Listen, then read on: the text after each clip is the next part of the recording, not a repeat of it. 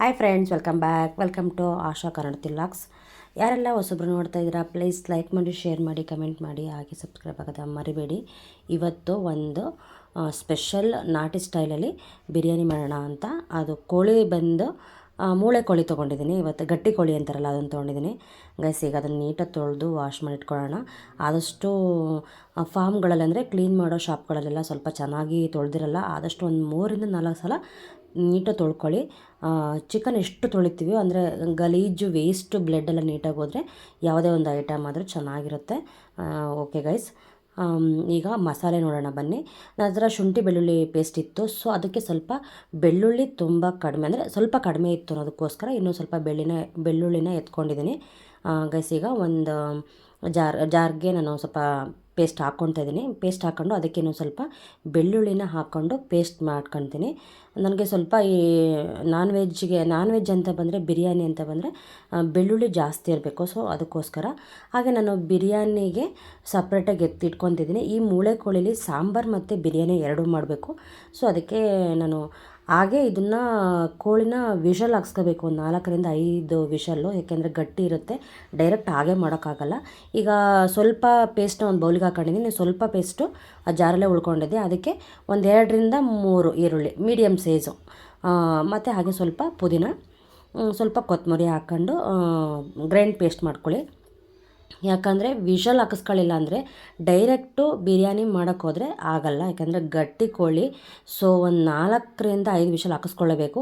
ಹಾಗೆ ಪೌಡರು, ಲವಂಗ, ಚಕ್ಕೆ, ಜೀರಿಗೆ ಮತ್ತು ಚಕ್ಕೆ ಪೌಡ್ರು ಇಷ್ಟನ್ನು ಕೂಡ ಮನೇಲೇ ಮಾಡಿಟ್ಕೊಂಡಿರೋ ಅಂಥ ಪೌಡ್ರ್ ಹಾಕ್ಕೊತಿದ್ದೀನಿ. ಈಗ ಇದನ್ನು ಮಿಕ್ಸಿ ಮಾಡ್ಕೊಳ್ಳೋಣ. ಸ್ವಲ್ಪ ಹಳದಿ ಹಾಕ್ಕೊಳ್ಳೋಣ. ಹಳದಿನ ನಾನ್ ವೆಜ್ಗೆ ಜಾಸ್ತಿನೇ ಹಾಕ್ಕೊಳ್ಳಿ, ಯಾಕಂದರೆ ಹಳದಿ ನಾನ್ ವೆಜ್ಜಲ್ಲಿ ಇರೋಂಥ ಕೆಟ್ಟು ನೀರು, ಅಂದರೆ ಬ್ಲಡ್ ತೊಳಿತಾ ಬರುತ್ತೆ ನೋಡಿ, ಅದನ್ನೆಲ್ಲ ನೀಟಾಗಿ ಡ್ರೈ ಮಾಡುತ್ತೆ. ಸೊ ಅದಕ್ಕೋಸ್ಕರ ಒಂದು ಸ್ವಲ್ಪ ನೀರು ಹಾಕ್ಕೊಂಡು ಈಗ ನಾನು ರುಬ್ಕೊತಾ ಇದ್ದೀನಿ. ಈಗ ಫಸ್ಟು ನಾನು ಬಿರಿಯಾನಿಗೆ ಏನೇನು ಮಸಾಲೆನ ತಗೊಂಡಿದ್ದೀನಿ ಅಂತ ತೋರಿಸ್ತೀನಿ. ಬೆಳ್ಳುಳ್ಳಿ ಪೇಸ್ಟು, ಹಾಗೆ ಟೊಮೆಟೊನು ಲಾಸ್ಟ್ ಟೈಮು ನಾನು ಅಂದರೆ ಪ್ಯೂರಿ ಮಾಡಿ ಹಾಕೊಂಡಿದ್ದೆ, ರುಬ್ಬಿ ಪೇಸ್ಟ್ ಮಾಡಿ. ಈ ಸಲ ಹಾಗೆ ಹೆಚ್ಚಿನ ಇಟ್ಕೊಂಡಿದ್ದೀನಿ. ಹಾಗೆ ಕೊತ್ತಂಬರಿ, ಈರುಳ್ಳಿ, ಪುದೀನ, ಕರಿಬೇವಿನ ಸೊಪ್ಪು, ಉಪ್ಪು, ಮನೆಯಲ್ಲಿ ಮಾಡಿರೋಂಥ ತುಪ್ಪ, ಹಾಗೆ ಅಡುಗೆ ಎಣ್ಣೆ, ಒಂದು ಸ್ವಲ್ಪ ನಾನು ಈ ಸಲ ಬಿರಿಯಾನಿ ಪೌಡ್ರು ಮನೆಯಲ್ಲಿ ಯೂಸ್ ಮಾಡಿ ಸ್ವಲ್ಪ ಉಳಿದಿತ್ತು, ಸೊ ಅದಕ್ಕೋಸ್ಕರ ತಗೊಂಡಿದ್ದೀನಿ. ಇಂಟೆನ್ಷನ್ ತೊಗೋಬೇಕು ಅಂತೇನಿಲ್ಲ, ನಾನು ಈಗ ಹಾಕಿರೋ ಮಸಾಲೆ ಸಾಕು ಅಂತ ಅನಿಸುತ್ತೆ. ಸೊ ಗೈಸ್, ಈಗ ನಾನು ಪೇಸ್ಟ್ ಮಾಡಾಯಿತು. ಅಂದರೆ ಚಿಕನ್ನ ಬೇಯಿಸ್ಕೊಳ್ಳಿಕ್ಕೆ ಈಗ ಫಸ್ಟ್ ಒಂದು 4-5 ವಿಷಲ್ ಹಾಕಿಸ್ಕೊಳೋದಕ್ಕೋಸ್ಕರ ಈ ಮಸಾಲೆ. ಕೋಳಿನ ಬೇಯಿಸ್ಕೊಳ್ಳೋಣ ಮೊದಲು. ಅದಕ್ಕೆ ನಾನು ಏನೇನು ಹಾಕ್ತೀನಿ ಅಂತ ತೋರಿಸ್ತೀನಿ ಬನ್ನಿ ಗೈಸ್. ಈಗ ಒಂದು 12 ಲೀಟ್ರದ್ದು ದೊಡ್ಡದು ಕುಕ್ಕರು ಗೈಸ್. ನೀಟಾಗಿ ಮಾತ್ರ ತೊಳೆದು ಇಟ್ಕೊಬೇಕು. ಮೂಳೆ ಕೋಳಿ ಹಾಕಿರೋದ್ರಿಂದ ಸ್ವಲ್ಪ ಮೊಟ್ಟೆಗಳು ಕೂಡ ಇದೆ, ಮೊಟ್ಟೆಗಳನ್ನ ನಾನು ತಕ್ಕಂತೀನಿ. ಯಾಕಂದರೆ ಒಂದು ಸ್ವಲ್ಪ ನಾನು ಮಿದ ಥರದ್ದು ತೊಗೊಂಡು ಮಾತ್ರ ನಾನು ಬಿರಿಯಾನಿ ಮಾಡೋದು, ಬೇರೆಲ್ಲ ಸಾಂಬಾರು ಮಾಡ್ಕೊತೀನಿ. ಯಾಕೆಂದರೆ ನಮ್ಮನೇಲಿ ಬರೀ ಬಿರಿಯಾನಿ ನಡೆಯೋಲ್ಲ, ಏನಾದರೂ 1-2 ಥರ ಐಟಮ್ ಇರಲೇಬೇಕು. ಈಗ ನಾನು ಕುಕ್ಕರ್ ಇಟ್ಕೊಂಡು ಸ್ವಲ್ಪ ಅದಕ್ಕೆ ಆಯಿಲ್ ಹಾಕ್ಕೊತೀನಿ ಗೈಸ್. ನೋಡ್ತಿರ್ಬೋದು ಗೈಸ್, ನಮ್ಮನೇಲಿ ಏನು ಅಂತ ಅಂದರೆ ಗಟ್ಟಿ ಕೋಳಿ ಜಾಸ್ತಿ ಇಷ್ಟಪಡ್ತಾರೆ, ಬಾಯ್ಲರ್ ಕೋಳಿ ಸ್ವಲ್ಪ ಕಡಿಮೆನೇ ಇಷ್ಟಪಡೋದು. ಸೊ ಹಾಗಾಗಿ ನಾವು ಗಟ್ಟಿ ಕೋಳಿನೇ ಜಾಸ್ತಿ ತರೋದು. ಈಗ ರುಬ್ಬಿರೋ ಅಂಥ ಮಸಾಲೆ ಅಂದರೆ ಶುಂಠಿ ಬೆಳ್ಳುಳ್ಳಿ ಪೇಸ್ಟು, 2 ಈರುಳ್ಳಿ, ಹಾಗೆ ಕೊತ್ತಂಬರಿ, ಪುದೀನ, ಸ್ವಲ್ಪ ಅಂದರೆ ಚಾಟ್ ಮಸಾಲೆಗಳು ಹಾಕ್ಕೊಂಡಿದ್ದೀನಿ. ಹಾಗೆ ಹಳದಿ ಸ್ವಲ್ಪ ಹಾಕ್ಕೊಂಡು ರುಬ್ಬಿ ಗೈಸ್ ಈಗ ಹಾಕಿದ್ದೀನಿ. ಸ್ವಲ್ಪ ಇದು ಮಸಾಲೆ ಹಸಿ ವಾಸನೆ ಹೋಗೋವರೆಗೂ, ಹಸಿ ಸ್ಮೆಲ್ ಹೋಗೋವರೆಗೂ ಚೆನ್ನಾಗಿ ಬಾಡಿಸಿ. ಯಾಕಂದರೆ ನಾನು ಅಷ್ಟನ್ನು ಕೂಡ ಏನೂ ಬಾಡಿಸ್ಕೊಂಡಿರಲಿಲ್ಲ, ಹಾಗೆ ಡೈರೆಕ್ಟ್ ರುಬ್ಬಿರೋದ್ರಿಂದ ಸ್ವಲ್ಪ ಹಸಿ ಮಸಾಲ ಹೋಗಲಿ. ಈಗ ಮಸಾಲ ಕುದ್ದ ನಂತರ ಚಿಕನ್ ಸೇರಿಸ್ಕೊಳ್ಳೋಣ. ಚಿಕನ್ ಪೂರ್ತಿ ಸೇರಿಸ್ಕೊಳ್ಳೋಣ, ಅಷ್ಟು ಎಷ್ಟಿದೆ ಅಷ್ಟು ಸೇರಿಸ್ಕೊಂಡು ಒಂದು 4-5 ವಿಷಲ್ ಹಾಕಿಸ್ಕೊಳ್ಳೋಣ.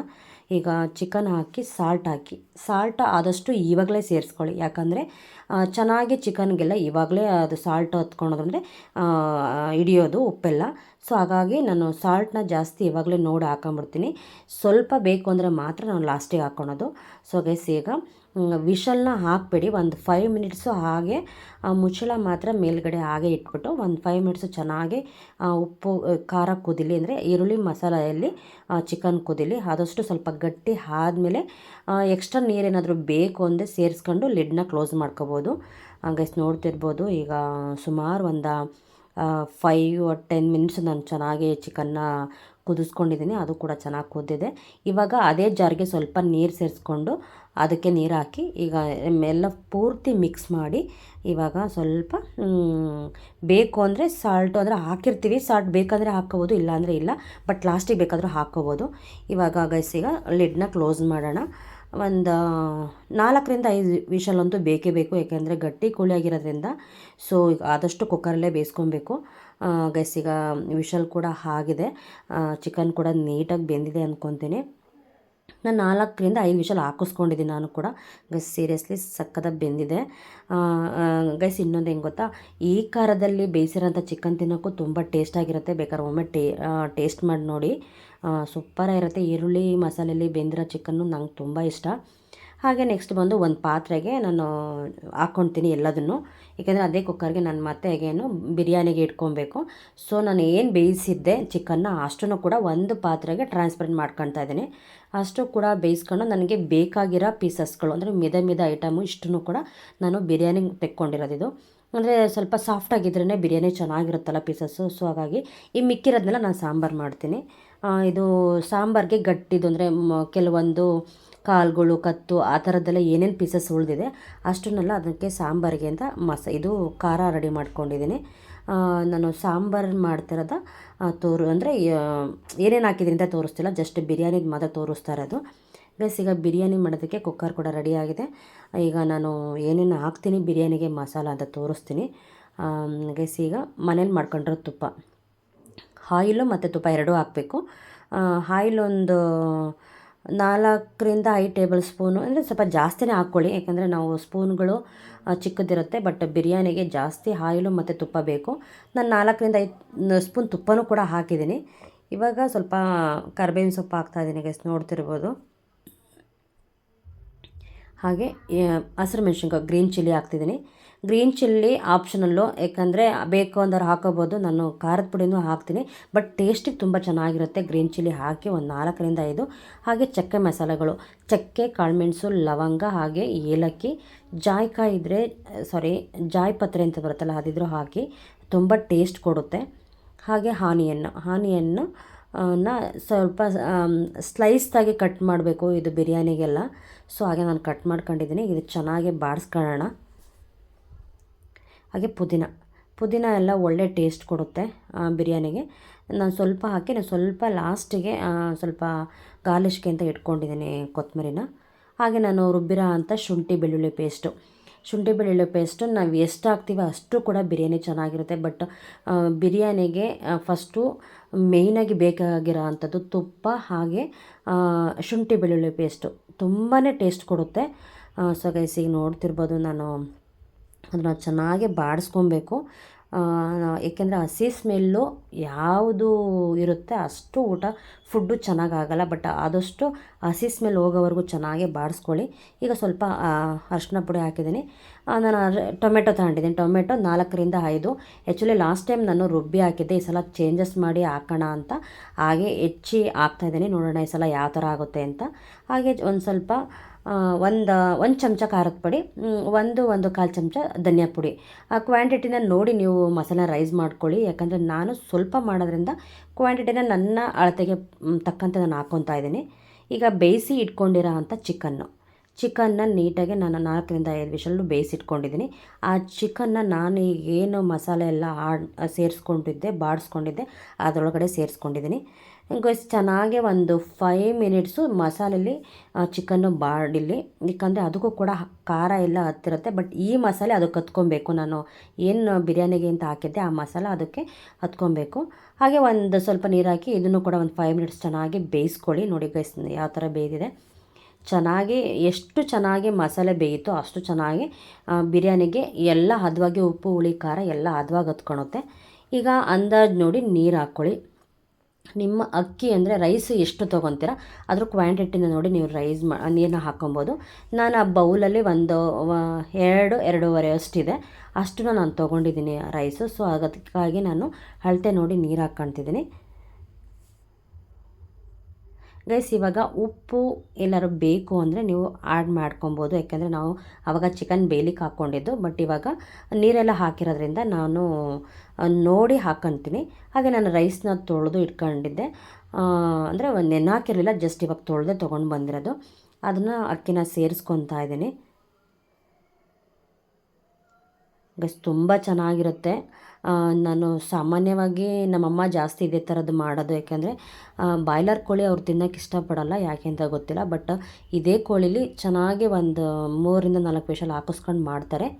ಹಾಗೆ ನಾನು ಈಗ ಬಿರಿಯಾನಿ ಪೌಡರ್ನ ಸೇರಿಸ್ಕೊತಾ ಇದ್ದೀನಿ. ಅಕ್ಕಿ ಎಲ್ಲ ಹಾಕಾಯಿತು, ಮಸಾಲ ಆಲ್ಮೋಸ್ಟ್ ಅಲ್ಲೆಲ್ಲ ಮುಗೀತು. ಇನ್ನು ಏನಿದ್ರು ಜಸ್ಟು ಕೊತ್ತಂಬರಿ ಆ ಥರದ್ದು ಹಾಕೋಣದಷ್ಟೇ. ನಾನು ಮಸಾಲನ್ನ ಜಾಸ್ತಿ ಬಳಸಲ್ಲ, ಮನೇಲಿ ಏನು ಮಸಾಲೆ ಇದೆ ಅಷ್ಟನ್ನು ಮಾತ್ರ ನಾನು ಬಳಸೋದು. ಹಾಗೆ ಈಗ ಆಲ್ಮೋಸ್ಟ್ ಅಲ್ಲಿ ಎಲ್ಲ ಆದಂಗಾಯಿತು. ಹಾಗೆ ಬೇಕು ಅಂದರೆ ಒಂದು ಸಲ ಟೇಸ್ಟ್ ನೋಡಿ, ಉಪ್ಪು ಹುಳಿ ಖಾರ ಯಾವ ಥರ ಹದವಾಗಿದೆ ಅಂತ ಒಂದು ಸಲ ಕೈ ಮೇಲೆ ಹಾಕ್ಕೊಂಡು ಟೇಸ್ಟ್ ನೋಡ್ಕೊಂಡು ನೀವು ಸೇರಿಸೋ ಅಂಥ ಐಟಮ್ ಎಲ್ಲ ಸೇರಿಸ್ಕೊಬೋದು. ಗೈಸ್ ಒಂದು 5 ಮಿನಿಟ್ಸ್ ಇದು ಕೂಡ ಇದೇ ಥರ ಮಳ್ಳಿ ಈಗ ನಾನು ತುಪ್ಪನ ಸೇರಿಸ್ತಾ ಇದ್ದೀನಿ. ತುಪ್ಪ ಸೇರಿಸಿದ್ರೆ ಒಳ್ಳೆ ಸ್ಮೂತ್ ಕೊಡುತ್ತೆ ರೈಸು, ಹಾಗೆ ಒಳ್ಳೆ ಟೇಸ್ಟ್ ಕೊಡುತ್ತೆ.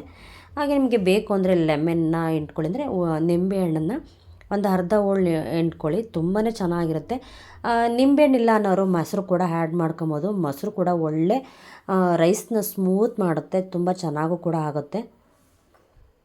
ಎಸ್, ತುಂಬ ಚೆನ್ನಾಗಿ ಕಾಣಿಸ್ತಾ ಇದೆ, ಒಳ್ಳೆ ರೈಸು ಸೂಪರಾಗಿ ಬರುತ್ತೆ, ತುಂಬ ಟೇಸ್ಟ್ ಕೂಡ ಇರುತ್ತೆ. ನಾನು ಲೆಮನ್ನ ಒಂದು ಅರ್ಧ ಹೋಳು ಲೆಮನ್ ತೊಗೊಂಡಿದ್ದೆ. ಓಕೆ ಗೈಸ್, ಈಗ ಆಲ್ಮೋಸ್ಟ್ ಅಲ್ಲಿ ಎಲ್ಲ ಮಸಾಲೆನೂ ಹಾಕಾಯಿತು. ಈಗ ಲಿಡ್ನ ಕ್ಲೋಸ್ ಮಾಡ್ತಾಯಿದ್ದೀನಿ. ಲಿಡ್ನ ಕ್ಲೋಸ್ ಮಾಡಿ ಒಂದು 2 ವಿಷಲ್, ಇಲ್ಲಾಂದರೆ 1 ವಿಷಲ್ಲೇ ಸಾಕು, ಯಾಕಂದರೆ ನಾವು ಚಿಕನ್ ಆಲ್ರೆಡಿ ಬೇಯಿಸ್ಕೊಂಡಿರೋದ್ರಿಂದ. ಸೊ ಗೈಸ್, ಈಗ ರೆಡಿ ಕೂಡ ಆಗಿದೆ, ನೋಡ್ತಾ ಇರ್ಬೋದು. ಟೊಮೆಟೊ ಆ್ಯಕ್ಚುಲಿ ನಾನು ರುಬ್ಬಿ ಹಾಕಬೇಕಿತ್ತು, ಲಾಸ್ಟ್ ಟೈಮು ರುಬ್ಬಿ ಹಾಕಿದ್ದೆ, ಸಲ ಚೇಂಜಸ್ ಮಾಡಿ ಹಾಕೋಣ ಅಂತ ಅಂದ್ಕೊಂಡೆ. ಸೊ ಇಲ್ಲ, ಆದರೂ ಚೆನ್ನಾಗಿರುತ್ತೆ, ಏನು ಟೊಮೆಟೊ ಸಿಕ್ಕಿದ್ರೆ ಏನೂ ಆಗೋಲ್ಲ, ತುಂಬಾ ಚೆನ್ನಾಗಿರುತ್ತೆ ಗೈಸ್.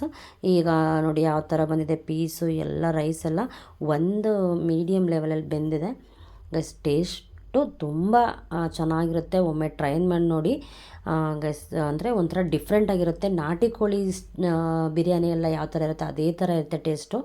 ಸೊ ಆದಷ್ಟು ಮಸಾಲೆನ ಮನೇಲಿ ಮಾಡಿರೋ ಅಂಥದ್ದನ್ನೇ ಯೂಸ್ ಮಾಡಿ, ತುಂಬ ಮಸಾಲ ಏನು ಯೂಸ್ ಮಾಡೋಕ್ಕೆ ಹೋಗಬೇಡಿ. ಓಕೆ ಗೈಸ್, ನಾನಂತೂ ಈ ಬಿರಿಯಾನಿ ರೆಸಿಪಿನ ನಿಮ್ಮ ಜೊತೆ ಶೇರ್ ಮಾಡ್ಕೊಂಡಿದ್ದಾಯಿತು. ಯಾರಿಗೆಲ್ಲ ಈ ವಿಡಿಯೋ ಇಷ್ಟ ಆಯಿತು ಲೈಕ್ ಮಾಡಿ, ಶೇರ್ ಮಾಡಿ, ಕಮೆಂಟ್ ಮಾಡಿ, ಹಾಗೆ ಸಬ್ಸ್ಕ್ರೈಬ್ ಆಗೋದ ಮರಿಬೇಡಿ ಅಂತ ಹೇಳ್ತಾ, ನೀವು ಒಮ್ಮೆ ಟ್ರೈ ಮಾಡಿ ಮನೇಲಿ, ತುಂಬ ಚೆನ್ನಾಗಿರುತ್ತೆ ಅಂತ ಹೇಳ್ತಾ ಈ